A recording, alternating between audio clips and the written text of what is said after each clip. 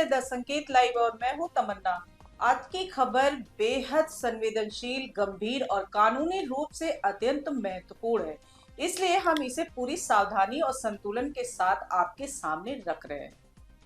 शंकराचार्य स्वामी अविमुक्तेश्वरानंद के खिलाफ दर्ज यौन उत्पीड़न मामले में अब एक बड़ा अपडेट सामने आ गया है। पुलिस सूत्रों के हवाले से दावा किया जा रहा है कि नाबालिग बच्चों की मेडिकल रिपोर्ट आ गई है और रिपोर्ट में यौन शोषण की पुष्टि हुई है। हालांकि आधिकारिक तौर पर पुलिस ने विस्तृत बयान जारी नहीं किया है, क्योंकि मामला पॉक्सो एक्ट के तहत दर्ज है और ऐसे मामलों में जांच और रिपोर्ट की गोपनीयता कानूनी रूप से अनिवार्य होती है। जानकारी के अनुसार बुधवार को प्रयागराज के सरकारी अस्पताल में 2 डॉक्टरों के पैनल ने पीड़ित नाबालिगों का मेडिकल परीक्षण किया। रिपोर्ट को बंद लिफाफे में आज जांच अधिकारी को सौंप दिया गया और शुक्रवार को इसे अदालत में पेश किए जाने की बात कही जा रही है। झूसी थाना प्रभारी महेश मिश्र ने कहा कि ये कोर्ट का मामला है और जांच जारी है, इसलिए अधिक जानकारी साझा नहीं की जा सकती। पुलिस सूत्रों का कहना है कि अभी यह जांच का विषय है कि कथित कुकर्म किसने किया, कब किया और कहां किया, और पूरी जांच के बाद ही स्पष्ट होगा कि स्वामी अविमुक्तेश्वरानंद पर लगे आरोप कितने सही हैं। इससे पहले शिकायतकर्ता आशुतोष महाराज ने प्रेस वार्ता में दावा किया था कि सारे सबूत मौजूद है और मेडिकल में शोषण की पुष्टि भी हुई है। जल्द न्याय मिलेगा। रिपोर्ट सब आ गई है, मेडिकल रिपोर्ट आ गई है, सब आ गए, जिसमें साफ साफ साबित हो रहा है कि अभिमुक्तेश्वर उनके सहयोगों ने बच्चों के साथ, बटुकों के साथ कुकर्म किया है और इनके साथ पास वीआईपी भी बहुत सारे शामिल हैं, जिनको जल्दी नाम हम लोग ओपन करने जा रहे हैं। इसी बीच एक पीड़ित बटुक पहली बार मीडिया के सामने आया और एक चैनल को दिए गए इंटरव्यू में उसने आरोप लगाया कि वह अध्ययन के लिए गया था, तभी उसका शोषण किया गया, और ये भी कहा कि उसके साथ अन्य बच्चे भी थे जिनका भी शोषण हुआ।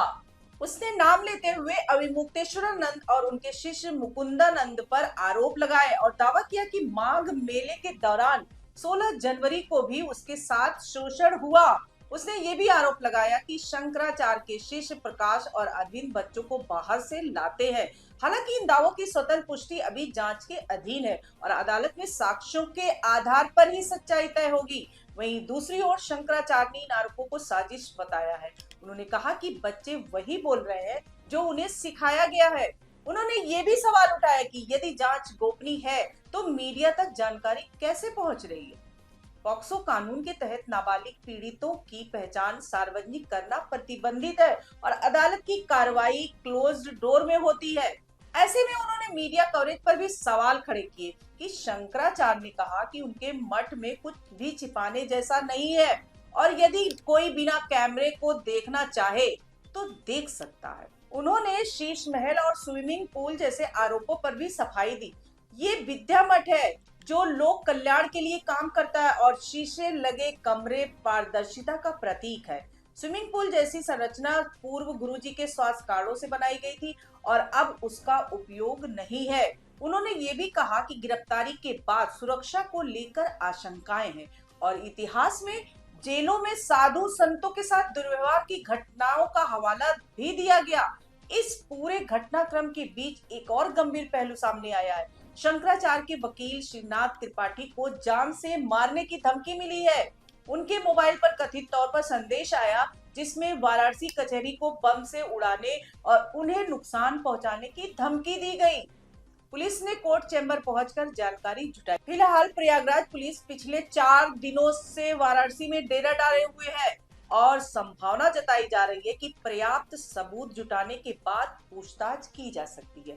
इस मामले की पृष्ठभूमि पर नजर डालें तो 18 जनवरी को मौनी अमावस्या के दिन प्रयागराज माघ मेले में प्रशासन और शंकराचार्य के बीच विवाद हुआ था। 24 जनवरी को जगतगुरु रामभद्राचार्य के शिष्य आशुतोष महाराज ने पुलिस कमिश्नर से शिकायत की, जिसमें माघ मेला 2026 और महाकुंभ 2025 के दौरान बच्चों से यौन शोषण के आरोप लगाए गए।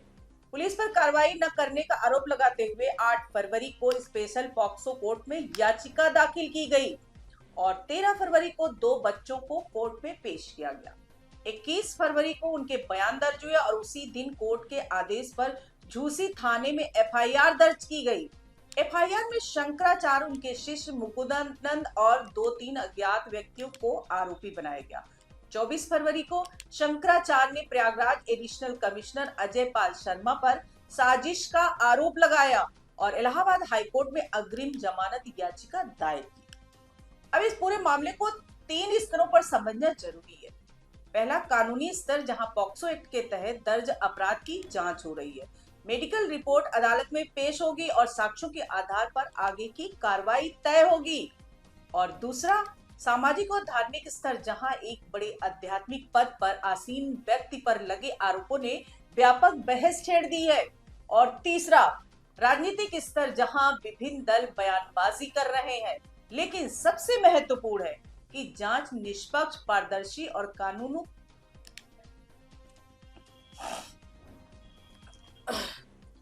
लेकिन सबसे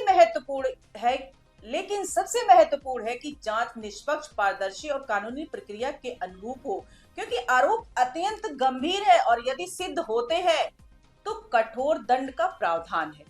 वहीं यदि आरोप असत्य साबित होते हैं तो प्रतिष्ठा की क्षति का प्रश्न भी उठेगा। इसलिए अंतिम निर्णय अदालत और जांच एजेंसियों के निष्कर्ष पर निर्भर करेगा। हम इस संवेदनशील मामले में किसी भी प्रकार की अपुष्ट जानकारी या पहचान उजागर करने से बचते हुए केवल उपलब्ध आधिकारिक और पुष्ट सूचनाएं ही आपके सामने रख रहे हैं। जैसे ही अदालत में रिपोर्ट पेश होगी और कोई आधिकारिक बयान आएगा, हम आपको विस्तार से जानकारी देंगे। आज के लिए इतना ही। नमस्कार दोस्तों।